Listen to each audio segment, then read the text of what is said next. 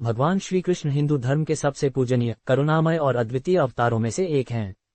उन्हें विष्णु के 8वें अवतार के रूप में माना जाता है। उनका जन्म भाद्रपद मास के कृष्ण पक्ष की अष्टमी तिथि को मथुरा में हुआ था। ये दिन आज भी जन्माष्टमी के रूप में बड़े हर्ष और श्रद्धा से मनाया जाता है।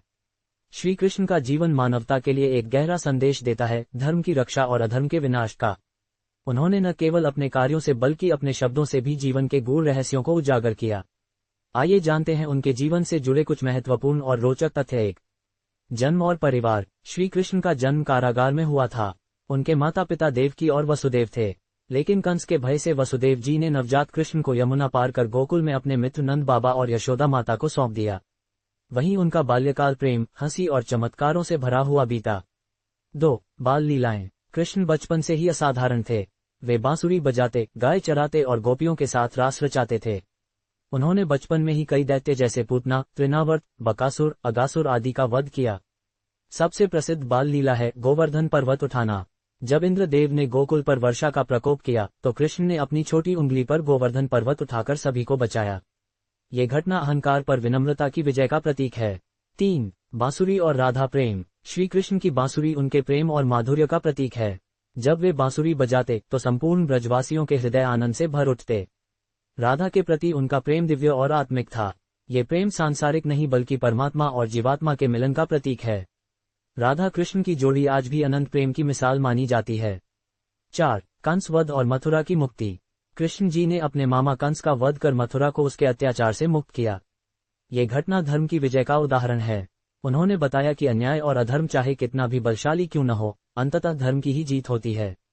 5. द्वारका की स्थापना। कृष्ण ने मथुरा से अपने परिवार और यदुवंशियों को लेकर द्वारका नगरी की स्थापना की।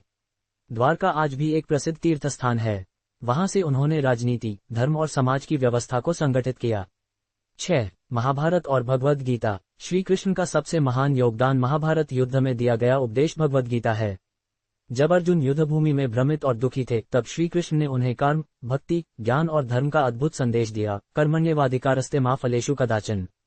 अर्थात मनुष्य को केवल कर्म करने का अधिकार है, फल की चिंता नहीं करनी चाहिए।